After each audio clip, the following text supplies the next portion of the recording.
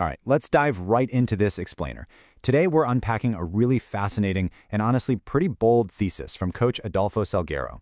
In his essay, he makes this compelling case that running isn't just a form of exercise. It's not just a way to stay fit or a weekend hobby. Instead, he argues that running is literally the ultimate democratic pursuit. It's a sport where access is wide open, opportunities are completely equal, and outcomes are driven purely by your own sweat and effort, rather than your social or economic status. It's a pretty profound way to look at something as simple as just putting one foot in front of the other. To kick things off, listen to this absolutely audacious claim. Salgueiro writes, "The day I ran against Eliud Kipchoge, he needed a world record to beat me." Now, for a little context here, Eliud Kipchoge is widely considered the undisputed greatest marathoner of all time. So Salgueiro jokes with his running buddies about this so-called race at the 2017 Berlin Marathon. It sounds totally absurd, right? I mean, a regular coach and everyday runner claiming he went head-to-head with a world champion on a record-breaking day? But as you'll see in a minute, the logic behind this statement reveals the absolute magic of the sport.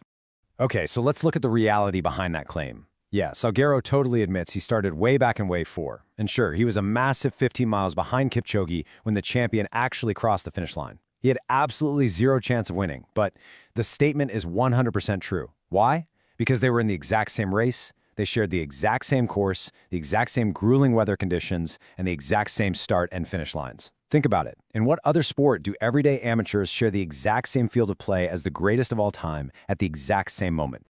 That brings us to Section 1, Escaping Elites in Accessible Arenas. Think about the major sports we all watch on TV. They are basically heavily gated communities. I mean, what are your chances of standing in the huddle at a Super Bowl helping strategize the next play? Zero. Literally zero. When will you ever step into the batter's box to face a fastball from Shohei Ohtani? Never gonna happen. How about standing on the pitch with Lionel Messi during the World Cup, or driving a car in an F1 Grand Prix, or playing center court at the US Open? For us mere mortals, it's completely impossible.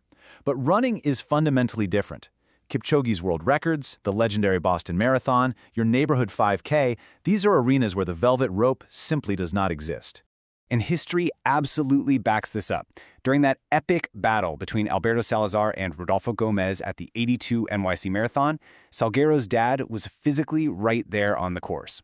The last time the immortal Bill Rogers won a marathon at the 1983 Orange Bowl, he had to beat the author too. When the seemingly impossible 2-hour marathon mark was famously broken, and when Kipchoge shattered his world record in Berlin in 2022, runners that Salgueiro personally trained were right there on the ground, actively participating in history. Now, to be completely fair, the author does acknowledge the modern realities of the sport. We all know you probably have a better chance of hitting the Powerball than winning entry via the London Marathon Lottery. These mega races have become incredibly popular, and yet they're tough to get into. But here's the beauty of the whole thing. Even if you don't win the lottery, you can still run via charity entries. Anyone can run the mythic Boston Marathon even without a blazing qualifying time, just by raising money for charity. And hey, if you hate massive crowds, there are local 5Ks everywhere, every single week. The opportunity to participate is literally always there. So let's move into Section 2, Zero Entry Barriers, are basically what you don't need. Let's visually strip down the requirements of modern sports for a second. To be a runner, you don't need an opposing team. You don't need a dedicated field or some wildly expensive golf course. You don't need a tennis court or a basketball court. You don't even need a group of friends to play with or a rival to push you. And as for gear, you don't need fancy carbon-plated shoes or a high-tech GPS watch. As the author points out, you can run barefoot. Actually, you can run in jeans and cotton socks if that's literally all you have. Sure, moisture-wicking gear makes it a whole lot more comfortable, but it is absolutely, categorically not a requirement. So, the absolutely crucial takeaway here is simple. All you need is the will to run. Everything else, literally everything, is just extra. It's the one sport we can practice at a moment's notice, exactly when we need it. No scheduling conflicts with teammates, no waiting around for the tennis court to open up. It's just you and your own willingness to step outside your front door. Next up is Section 3, the egalitarian community. Because running has essentially zero barriers to entry, it forms this uniquely equal environment. Now, to really grasp the weight of this, we need to think about egalitarianism for a second. It's the principle that all people are equal and deserve equal rights and opportunities. Keep this concept in the back of your mind as we look at how elite runners, and even biologists, view the daily practice of the sport.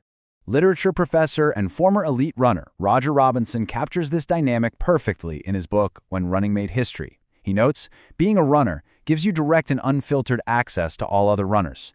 That's one thing that makes running so remarkable.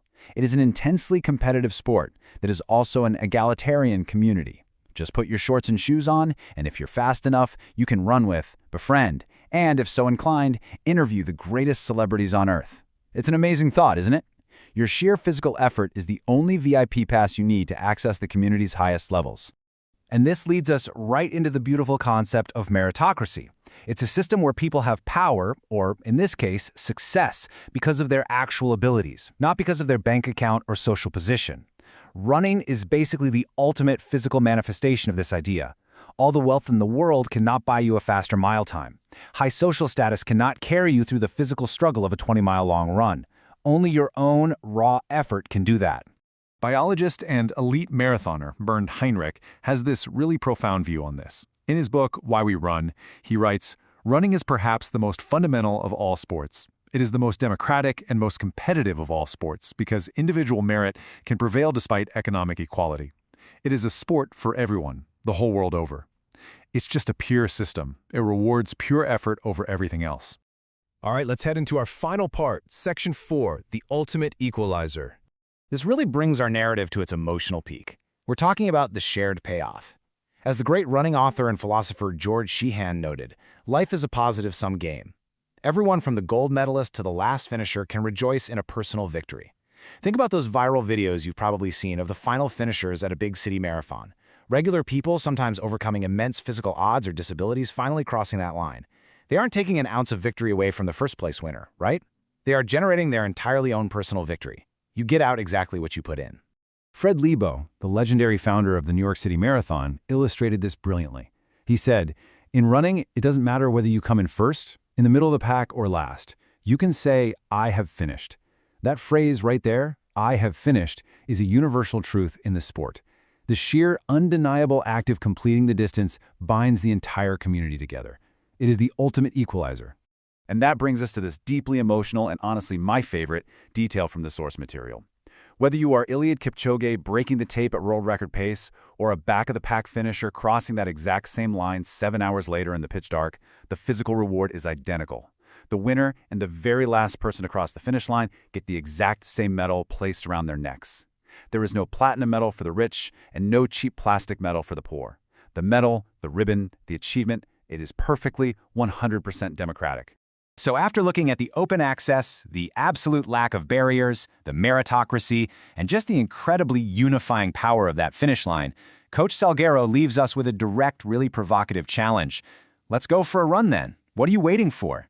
The door is wide open, the community is waiting, and the absolute only requirement is your own willpower. So what are you waiting for?